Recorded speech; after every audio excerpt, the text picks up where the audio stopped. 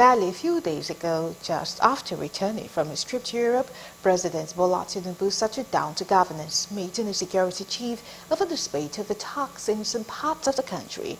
Tinubu then issued new directive to head of security agencies to find a way to end the renewed spate of killing, a second directive in less than 2 weeks since the recent spike in violent killings that have taken a toll on many communities.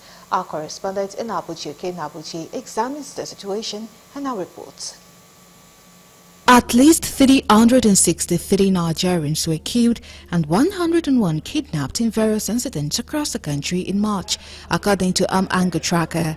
The data provides insight into key issues in Nigeria, including conflict and security trends, humanitarian crises, and governance and accountability.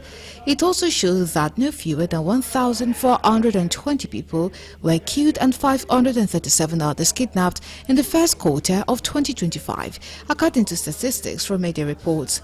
The tracker had shown that 12 persons were burned to death in an accident along the Benin-Auchi Road, Edo State.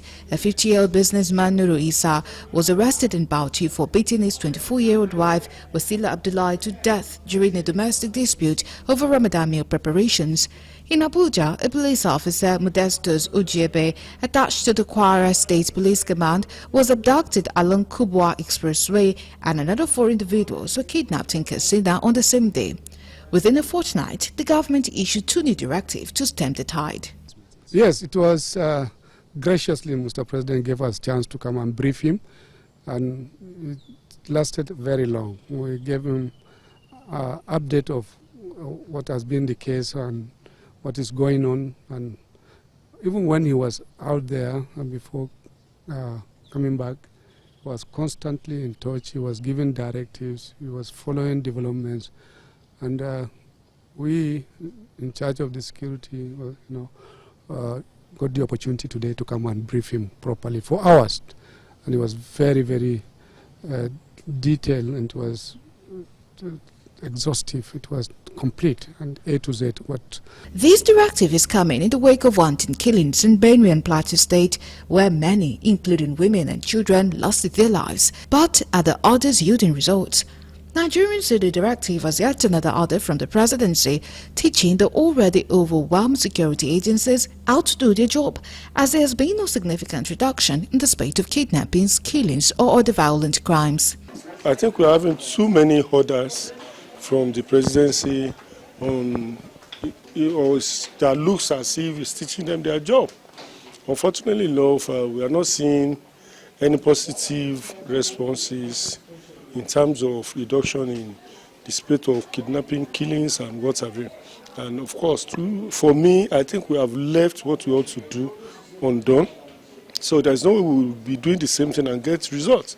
A country whereby we keep giving executive orders on a daily basis, and yet nothing is forthcoming. This order has always been on, even before today, tackle insecurity, tackle insecurity. When will it end? To what end?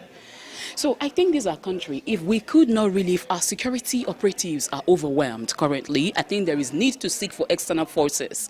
External forces in terms of you can always reach out to Israel, reach out to America, reach out to whoever the country, whichever president of another country that might really want to help us out. For them, the spate of insecurity in the country will persist since the security agencies continue to recycle the same strategies without tangible results. Because if it's not effective, there's no way we'll get results. To a great extent, the little force that we have within all the security apparatus, I think they are doing their best, but to a great extent they're over. I think if we annex all these paramilitary and other security agencies, we should be able to get results. Unfortunately enough, we are not seeing much of them in the prosecution of the war against insecurity. There were also suggestions that the federal government seek external assistance from countries like Israel and United States and to invest in modern surveillance infrastructure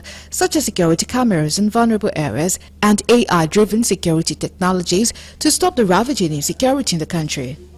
For me, I think we need to recruit more youths. We need to encourage them and give them incentives, train them adequately, because in a situation where they are not well trained, you have a lot of casualties.